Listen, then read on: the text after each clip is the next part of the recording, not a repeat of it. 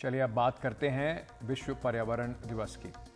वैसे तो ये बात रोज़ ही होनी चाहिए, सिर्फ एक दिन रस्म अदायगी भर नहीं होनी चाहिए, लेकिन विश्व पर्यावरण दिवस के नाम पर कुछ तो बात हमें करनी ही चाहिए।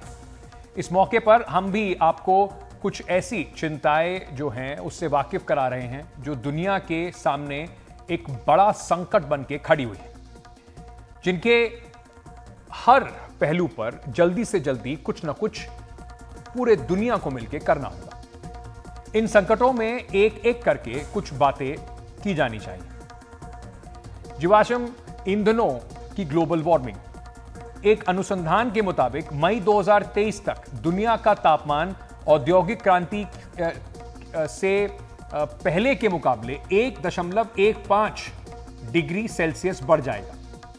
फॉसिल फ्यूल यानी कि जीवाश्म ईंधन जैसे कोयला, गैस, पेट्रोल, डीजल, लकड़ी वगैरह के जलने से जो गैसें निकल रही हैं, उससे धरती का तापमान तेजी से बढ़ रहा है। इसका सीधा असर मौसम पर पड़ रहा है। नतीजा दुनिया भर में एक्सट्रीम वेदर इवेंट्स जिनको कहा जाता है, जैसे चक्रवाती तूफान, बहुत सीमित जगह पर बहुत ज्यादा बारिश होना, जंगलों में आग लगना, ध्रुवों और हिमालय पर जमी बर्फ तेजी से पिघल रही है, जिसकी वजह से यह समुद्र का जो स्तर है वो बढ़ा रही है।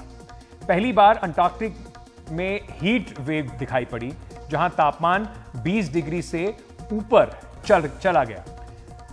वैज्ञानिक लगातार चेतावनी दे रहे हैं, धरती जितना झेल सकती थी उससे हम कहीं आगे निकल चुके हैं। भारत में मॉनसून इस बार समय पर नहीं आया है। यह सब कहीं ना कहीं ग्लोबल वार्मिंग से जुड़ा हुआ है।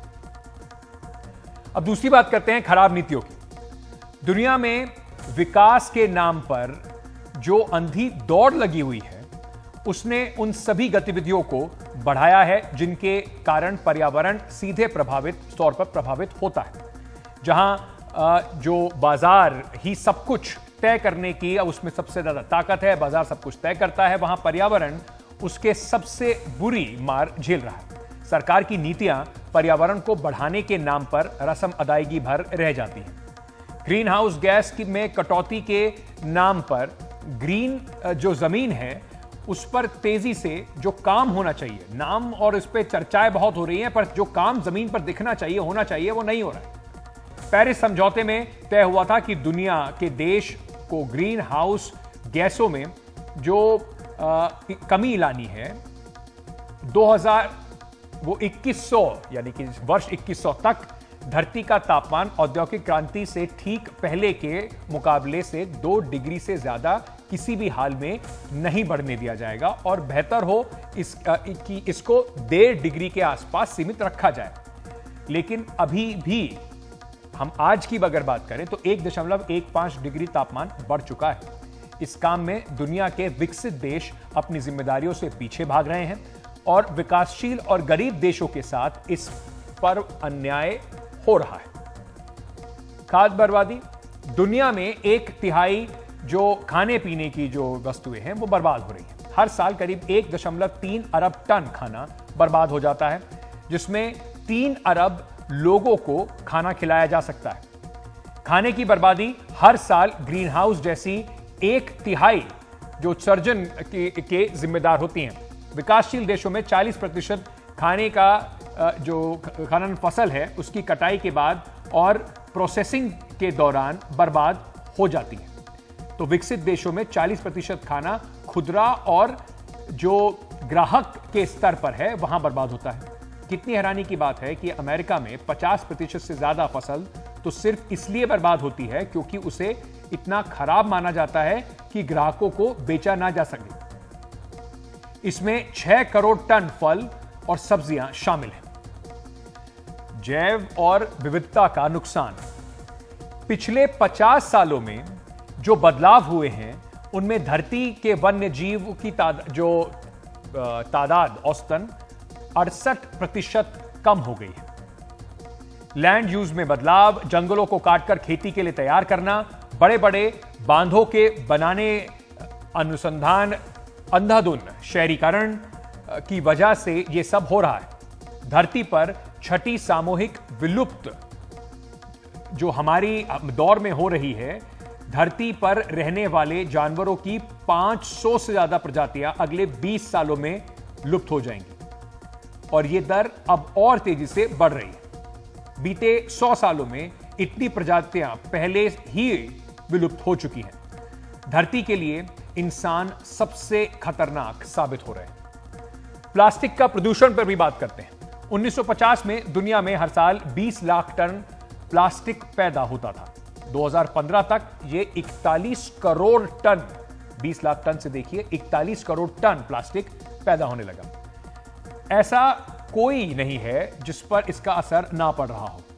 हमारी जमीन, हमारी नदियां, समुद्र, पहाड़ सब जहरीले हो रहे हैं। अब माइक्रो प्लास्टिक्स को इसमें अगर जोड़ दिया जाए तो वो और भी खतरनाक हो जाता है। हमारे खाने पीने में हर सामान में माइक्रो प्लास्टिक्स घुला हुआ है और खाने के साथ हमारे शरीर में पहुंच रहा है, हमारी धमनियों में दौड़ रहा है। ये बहुत खतरनाक हालात है। दुनिया का 91% प्लास्टिक जो है वो आप जो खुद जो है पैदा किया हुआ है, तो कभी रिसाइकिल हुआ ही नहीं है। जो अब तक 91% प्लास्टिक है वो रिसाइकिल हुआ ही नहीं है। वो कहीं ना कहीं हमारे आसपास ही पड़ा हुआ है।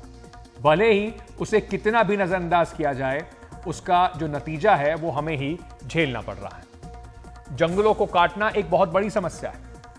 हर घंटे दुनिया में 300 फुटबॉल के मैदानों के बराबर जंगल काटे जा रहे हैं।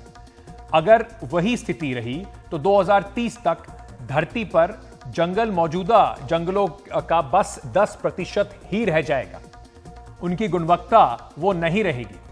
घने जंगल और भी कम होते जाएंगे। इस रफ्तार से तो 100 सालों में सभी जंगल खत्म हो जाएंगे। इसलिए हमें अभी सचेत रहना होगा। अभी भी जागे तो भी शायद बच जाएंगे। दुनिया के सबसे बड़े वर्षा वनों अमेज़न में जो जंगल हैं वहां पर एक जबरदस्त खतरा है। वहां भयानक तेजी से जंगल काटे जा रहे हैं। दुनिया में हर साल 1 करोड़ हेक्टेयर का इलाका जो है वहां से पेड़ काटे जा रहे हैं ताकि खेती हो सके, मवेशियों को चराने की जगह मिल सके। कृषि के लिए जंगल सबसे ज्यादा तेजी से काटे जा रहे हैं। वायु प्रदूषण एक बहुत बड़ा खतरा है। हवा में जहर घुला हुआ है। WHO के आंकड़ों के मुताबिक हर साल दुनिया में करीब 70 लाख लोग वायु प्रदूषण की वजह से दम तोड़ देते हैं। दुनिया में जो इस वक्त की दर है वो आप ये मान लीजिए कि 10 में से 9 लोग ऐसी हवा में सांस ले रहे हैं जिसको भारी प्रदूषित हवा कहा जा सकता है। उद्योगों और वाहनों के निकलने वाले धुआं, बायोमास के जलने से निकलने वाली गैसें, ये सब हमारे आसपास संकट पैदा कर रही हैं। वायु प्रदूषण कैसे हमारे लिए संकट पैदा कर रहा है बता रहे हैं सेंटर फॉर साइंस और एनवायरनमेंट के एग्जीक्यूटिव डायरेक्टर अनुमिता रॉय चौधरी। दिल्ली जैसे शहरों में आज वहां पे प्रदूषण घट तो रहा है और हमें ये भी दिख रहा है कि पिछले 5-6 सालों में 25% से भी ज्यादा प्रदूषण घटा। पर ये घटने के बावजूद भी आज इस शहर में हमें ऑलमोस्ट 60% तक और भी प्रदूषण को कम करना होगा अगर हमें जो साफ हवा के लिए जो मानक बनाए गए हैं उसको हम मीट कर सके। और ये बहुत बड़ा एक जो एक लेसन है बाकी शहरों के लिए कि प्रदूषण खत्म करना इतनी आसान नहीं है। हमें लगातार साल भर हमें योजना चलानी पड़ेगी ताकि हर सोर्सेस से हमें प्रदूषण को हम कम कर सके। अब जैसे देखिए कि अब क्या हमें करना चाहिए। एक तरफ हमें जो जिसे हम कहते हैं एनर्जी ट्रांजिशन, साफ ईंधन को हमें हर सेक्टर में लाना है। जैसे इंडस्ट्री में पावर में जो एनर्जी जनरेशन हो रहा है, जो डोमेस्टिक फ्यूल है, गाड़ियों में तो आज हम जीरो एमिशन और इलेक्ट्रिफिकेशन की बात कर रहे हैं और इसको एक बहुत बड़े स्केल में हमें इम्प्लीमेंट करना है। दूसरी है मोबिलिटी ट्रांजिशन, जो हमारी जो यातायात के जो साधन है, अगर निजी गाड़ियों में हमारी निर्भरता बढ़ती जाए तो उससे जो प्रदूषण होगा उसको रोकना बहुत ही मुश्किल होगा। तो इसीलिए हमें ये देखना होगा कि किस तरीके से पब्लिक ट्रांसपोर्ट वॉकिंग, जो पैदल यात्रियों के लिए सुविधा, साइकिल यात्रियों के लिए जो सुविधाएं हैं, इसको हम बढ़ाएं और शहरों में लो एमिशन जोन्स बनाएं, ताकि वहां पे जो प्रदूषण फैलाने वाले गाड़ियां होती हैं उनको हम अंदर आने ना दें, पूरी पेडेस्ट्रियनाइज करें, जीरो एमिशन करें। और जो तीसरा, जहां पे हमें और भी बहुत जोर से काम करना होगा, वो है जो वेस्ट जो आज हमारे शहरों में आ रहा है, जो म्यूनिसिपल वेस्ट है, जो कंस्ट्रक्शन और डिमोलिशन से जो वेस्ट है, इसको हम किस तरीके से जो वेस्ट है उसको वेस्ट ना मान के उसको हम फिर से रिसोर्स बना के वापस लाएं। जो हम रीयूज रिसाइकलिंग की बात कर रहे हैं, तो उससे ये जो कचरा जलाना या कंस्ट्रक्शन डिमोलिशन से जो वेस्ट निकलता है उसको जो हम हर जगह फेंकते हैं उसको बंद करना, ये हमें बहुत बड़े स्केल में इसकी हमें इम्प्लीमेंटेशन हमें करना है। अब बात करते हैं ध्रुवों और हिमालय की पिघलती बर्फ की। गर्म हो रही है दुनिया और हमारे ध्रुवों की तेजी से जो बर्फ है उसके पिघलने का कारण बन रही है। नतीजा समुद्र का जलस्तर है वो तेजी से बढ़ रहा है। समुद्र का जलस्तर हर साल औसतन 3.2 मिलीमीटर ऊपर उठ रहा है। इस रफ्तार से सदी के अंत तक समुद्र का जलस्तर जो है करीब 70 सेंटीमीटर के आसपास बढ़ चुका होगा। दुनिया के कई द्वीप और उन पर बसे देश पानी में समा चुके होंगे। दुनिया के ऐसे छोटे देशों की आवाज जिसे कोई ठीक से नहीं सुन रहा। समुद्र के बढ़ते स्तर से इतना तटीय इलाका इस सदी के अंत तक डूब चुका होगा जिसमें करीब 40 से 50 करोड़ लोग रहते हैं। उन्हें सुरक्षित जगहों पर पहुंचाना होगा। नतीजा, कुछ इलाकों में जनसंख्या का दबाव फिर से बढ़ेगा। यह एक और शरणार्थी संकट पैदा करेगा। हमारे आसपास ऐसे ही एक संकट हिमालयी इलाकों में देखने को मिल रहा है। विकास की अंधाधुंध होड़ और जन दबाव जो है कैसे हिमालयी इलाकों में चुनौती बन के सामने आ रही है, बता रहे हैं जाने माने जियोलॉजिस्ट डॉक्टर नवीन जुयाल। मैं इस वक्त उत्तराखंड के मध्य हिमालय के एक छोटे से गांव में हूं। आज 5 जून है, विश्व पर्यावरण दिवस है। हम सब क्लाइमेट चेंज को लेकर चिंतित हैं। हिमालय में इसकी चिंता और भी ज़्यादा व्यापक है। कारण ये है कि पिछले 1 आध दशकों से हिमालय में क्लाइमेट चेंज के कारण काफ़ी त्रासदियाँ हुई हैं। उदाहरण की तरह से अगर दूं आपको तो 2013 की त्रासदी और 2013 में केदारनाथ की त्रासदी और 2021 की ऋषिगंगा की त्रासदी और अन्य काफ़ी छोटी मोटी त्रासदियाँ होती रही हैं। क्या क्लाइमेट चेंज को हम सीधा इम्प्लीकेट करेंगे इन त्रासदियों में, या हम ये भी या इसमें ये भी सवाल खड़ा होता है कि कहीं ना कहीं हमारी नासमझी इन नदियों को लेकर के, इन ढलानों को लेकर के, इन जंगलों को लेकर के रही होगी। उदाहरण के तौर पर अगर 2021 की मैं बात करता हूँ ऋषिगंगा की त्रासदी की, अगर वहाँ पे बैराजेस नहीं होते तो मौतें नहीं होती। कारण ये है कि हम ये नहीं समझ पाते हैं कि हमारी जो नदियाँ हैं वो सिर्फ पानी और एनर्जी कैरी करती है। ये सही नहीं है। इसके साथ साथ ये काफ़ी सारा मलबा कैरी करती है और ख़ास करके वो क्षेत्र जिसको हम पैराग्लेशियल जोन बोलते हैं, जो 2500 मीटर के ऊपर के क्षेत्र हैं, उस इलाके में तो हमें और भी संवेदनशील होने की आवश्यकता है क्लाइमेट चेंज को ध्यान में रखते हुए। और सबसे बड़ी त्रासदी और सबसे एक नई त्रासदी जो जन्म ले रही है पहाड़ों में, वो है हमारी बसाहतें। बसाहतों को जो फैल रही हैं बिना सोचे समझे, ज़मीन की धारक क्षमता का बिना मूल्यांकन किए हुए, उसके कारण जो नुकसान हम देख रहे हैं उसका ज्वलंत उदाहरण हमारे पास में जोशीमठ है। उसी तरह से हमारे धार्मिक क्षेत्र हैं, चाहे वो केदारनाथ का क्षेत्र हो, चाहे वो बद्रीनाथ का क्षेत्र हो, ये क्लोज एंडेड वैलीज़ हैं। इन वैलीज़ को हमें बहुत ही शालीनता के साथ और बड़ी संवेदनशीलता के साथ क्लाइमेट चेंज को ध्यान में रखते हुए यहाँ पे मानव जनित दबाव को समझने की आवश्यकता है। अगर हम आज ये नहीं करेंगे तो आने वाले समय में हमें बहुत बड़ा खामियाजा भुगतना पड़ेगा। धन्यवाद। चलिए अपने समुद्रों की बात करते हैं। हमारे समुद्र धरती के वातावरण में छोड़े जा रहे कार्बन डाइऑक्साइड का करीब 30% सोखते हैं, लेकिन हम समुद्र की इस क्षमता से ज्यादा कार्बन डाइऑक्साइड वातावरण में छोड़ रहे हैं। चाहे इसकी वजह से मानवीय गतिविधियां हो या जंगलों के जलने की घटनाएं, नतीजा यह है कि ज्यादा कार्बन डाइऑक्साइड वापस समुद्र में जा रहा है। इससे समुद्र का पानी ज्यादा एसिडिक हो रहा है। इसका असर समुद्र के जो जीव जंतु हैं और जलीय वनस्पति हैं उन पर पड़ रहा है। कोरल रीफ घट रहे हैं, कुछ वैज्ञानिकों का तो यह भी मानना है कि इससे 2050 तक दुनिया के कोरल रीफ विलुप्त ना हो जाए। अगला जो विषय है जिस पर आज के दिन बात करनी जरूरी है वो है खेती का।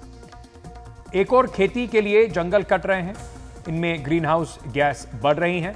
दुनिया में ग्रीन हाउस गैसों के उत्सर्जन का करीब 30% मवेशियों और मत्स्य पालन की वजह से होता है।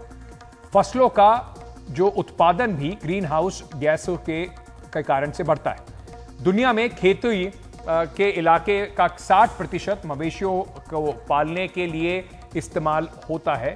खेती ना सिर्फ काफी जमीन लेती है बल्कि उसके लिए पानी भी भारी मात्रा में चाहिए होता है।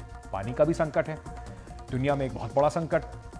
ऐसे में जरूरी है कि खेती जो है इस तरीके से की जाए कि वो कम से कम ग्रीन हाउस उत्सर्जन करे और पानी की खपत को कम करे, उसकी बर्बादी तो बिल्कुल ना हो। खेती के लिए हमने धरती के अंदर का पानी तो पूरी तरह से खींच ही लिया है। उपजाऊ मिट्टी में कटाव भी एक बड़ी समस्या है। दुनिया में हर साल करीब 70 टन के आसपास टॉप जो सॉइल होती है, यानी कि जो बिल्कुल ऊपर की लेयर होती है सॉइल की, मिट्टी की, जो उपजाऊ मिट्टी होती है वो खत्म हो रही है। धरती जिस रफ्तार से उपजाऊ मिट्टी को तैयार कर सकती है उससे 100 गुना रफ्तार से मिट्टी जो है वो कट रही है। धरती की सबसे ऊपरी परत को खत्म होना हमारे पर्यावरण संकट का एक बहुत बड़ा पहलू है। इसके लिए खेती, हमारे तरीके, बढ़ता तापमान, बेमौसम बारिश सब मिलजुल कर जिम्मेदार है। हमारी नदियां भी हमारी ऐसी ही मनमानी का शिकार हो रही हैं। जाने माने पर्यावरणविद हिमांशु ठक्कर हमारी नदियों के संकट के बारे में बता रहे हैं। नदियों के बारे में जब बात होती है तो जो नदियों के सामने खतरे गिनाए जाते हैं उसमें सबसे ऊपर शायद प्रदूषण होता है। कई तरीके से प्रदूषण होता है। बड़े बांध, हाइड्रोपावर प्रोजेक्ट्स, डाइवर्जन्स, बहुत सारा डंपिंग होता है, एनक्रोचमेंट होता है, सैंड माइनिंग बेतहाशा तरीके से हो रहा है, एक्सेसिव ग्राउंड वाटर यूज हो रहा है। बहुत सारे स्ट्रक्चर्स बनाए जाते हैं जिसमें ब्रिज हो, कैनाल हो, एक्वाडक्ट हो, साइफन्स हो। रिवर फ्रंट डेवलपमेंट के नाम के आजकल बहुत सारी नदियों से छेड़छाड़ हो रही है। नेविगेशन के नाम पे भी बहुत नदियों पे असर हो रही है। इन्वेजिव स्पीसीज जब आती है, वो मछली की हो या वनस्पति की, ऐसे बहुत सारे बायोडाइवर्सिटी लॉस है, समाज से कटाव है, धर्म से कटाव है, और ये कुछ ऐसे हैं, ड्रेनेज बहुत कम हो गया है। लेकिन मुझे लगता है कि ये सब बहुत इम्पोर्टेंट प्रॉब्लम्स है नदी के संबंध में। लेकिन शायद सबसे इम्पोर्टेंट है कि हमारा जो गवर्नेंस है उसने कह दिया है कि नदी की देखभाल रखना हमारा काम है, वो हम करेंगे। उसमें समाज को कुछ करने की जरूरत नहीं है। और वो खुद का माइंडसेट ऐसा है कि उनके लिए नदी की कोई वैल्यू नहीं है। Rivers are totally expendable. नदी खत्म हो जाए, सबसे इंपॉर्टेंट है उनके लिए जीडीपी ग्रोथ। और जीडीपी ग्रोथ और डेवलपमेंट के नाम पे जो नदी खत्म हो जाए तो उनको ये आप कई तरीके से देखते हैं। कॉस्ट बेनिफिट एनालिसिस में देखेंगे तो नदियों की वैल्यू 0 है। तो मुझे लगता है ये जो माइंडसेट है, कोई इंस्टीट्यूट नहीं है देश में आज जो नदियों की स्वास्थ्य के बारे में समाज को रिपोर्ट करे और देश को रिपोर्ट करे कि हमारी नदियों की ये स्थिति है। ये उस देश में है जहां पर नदियों की पूजा होती है। और क्लाइमेट चेंज दोनों एक खतरा भी है, उसकी वजह से नदियों पे असर भी हो रहा है।